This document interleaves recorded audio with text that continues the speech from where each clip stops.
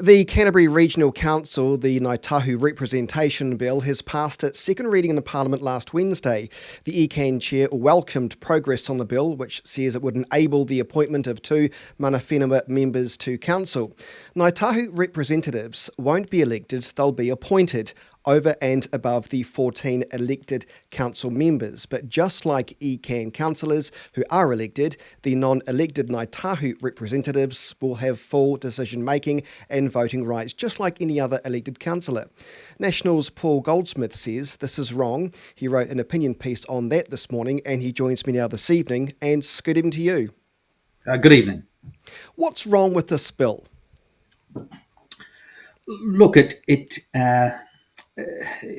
challenges two fundamental parts of our democratic system. First and foremost is equal voting rights for all New Zealanders. And so what this bill does is that everybody, Maori, Pacific, all ethnicities, vote for 14 councillors. So that's equal suffrage. But then on top of that, the Ngāi Tahu get to appoint two more. So some New Zealanders have more weight than others when it comes to the voting and electing a council that makes important decisions that affect their lives.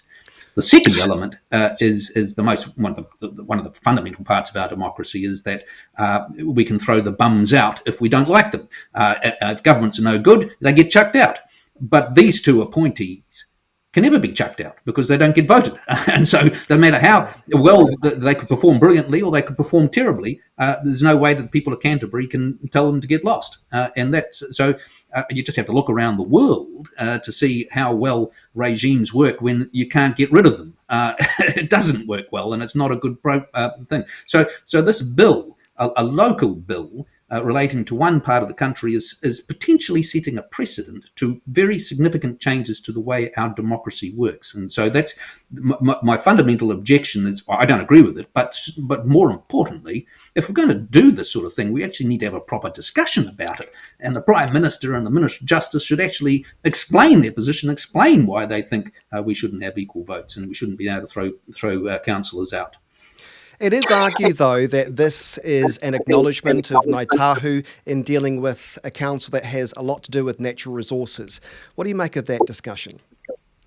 Well, but that argument could be applied to all regional councils and then presumably to all normal councils as well, the same in Auckland. And then if you apply that logic, well, then it also applies to central government. And I suppose it comes back to the question, do we think that all New Zealanders having an equal say in who governs them and decisions affecting their lives is an important thing? I actually think it's a very precious principle and one that we should defend. And I have no reason why we should change it. I'd love to see the Prime Minister explain to New Zealanders why she thinks some New Zealanders should have less of a say in who governs them than others. And that accountability is pretty precious as well. So no, I don't think it's justified.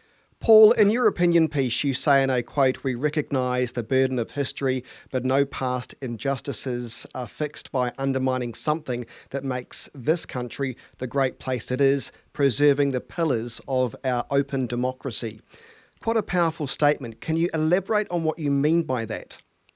Well, what I mean by that is what this bill does, a rather obscure local bill, is changing the nature of our democracy. And Willie Jackson, cabinet minister, talks about that. He says, the nature of democracy has changed. But the point I make is, well, when did we decide that? I can't recall a constitutional convention where the people of New Zealand got together and said, yep, actually, we no longer think that equal suffrage and equal voting rights is important. We've changed our mind.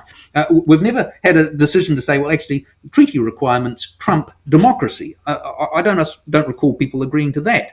And so before we do these things, we should have a proper discussion. And personally, I think we should stick with the foundations of a democracy, which are not perfect. No system's perfect. But looking around the world, it's the best way to do things. Accountable governments and equal voting rights for New Zealanders are very, very important things that we should not give up lightly. Ilam MP Sarah Pullett makes the point that we already have two representatives from Ngāi Tahu who already sit at the Ecan table. This has been the case, I think, since 2020, but she says, and I quote, "but they can't eat at the table," and all this bill is seeking to address is that. Well, that's just an infantile view of the world if she thinks that, because there is a big difference between people voting on matters that affect the lives, the rates that people pay, the decisions of a government, the regulations that affect what we can do with our property and our lands. These things are very significant, and it comes back to do we believe in accountable governments that can be held to account and thrown out if they're not doing a good job or not? What offends me is that the government seems to be trying to sneak these things through. They did a similar thing up in Rotorua where they tried to sneak a bill through which moved away from equal suffrage. And when the Attorney General pointed out that it breached the Bill of Rights and breached that fundamental principle of equal voting rights, they backtracked. And yet they're carrying on with this one, which does the same or even worse.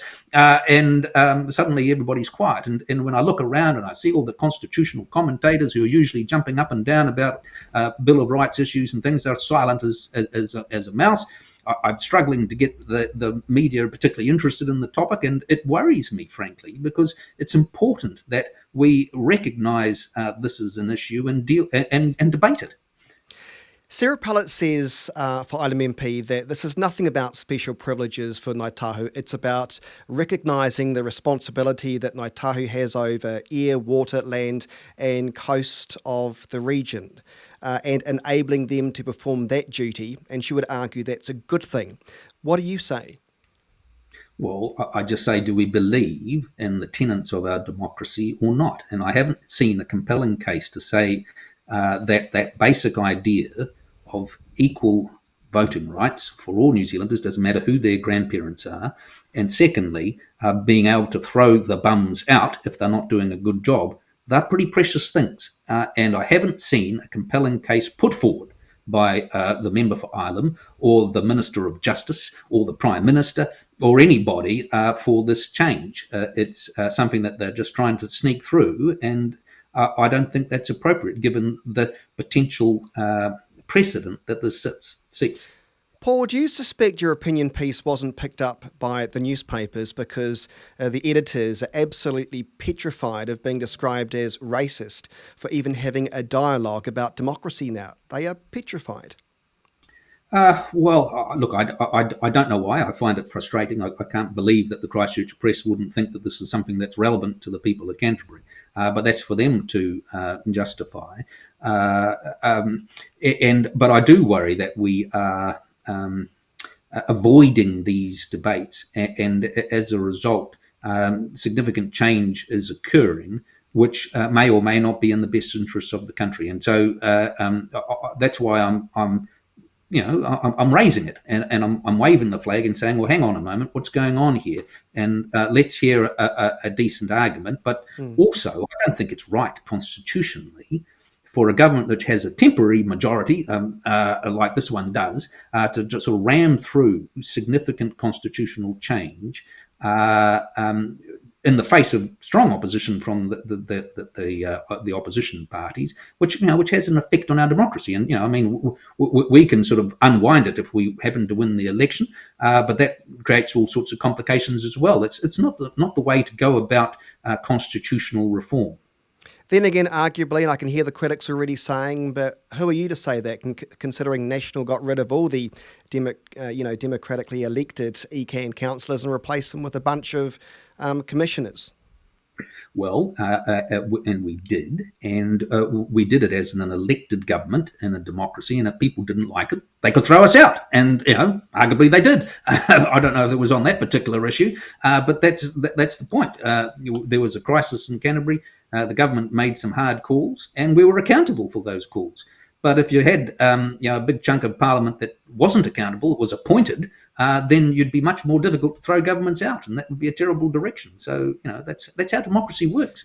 What if the people from Ngāi Tahu are absolutely brilliant and they make a meaningful difference to the table? Well, They may very well be, and why? If that's the case, then I'm sure the people of Canterbury would be quite willing and prepared to vote for them if they put themselves up for election. That's how democracies work. While we wait and see what happens, Paul Goldsmith, thank you so much for your time this evening. All right. Thanks very much.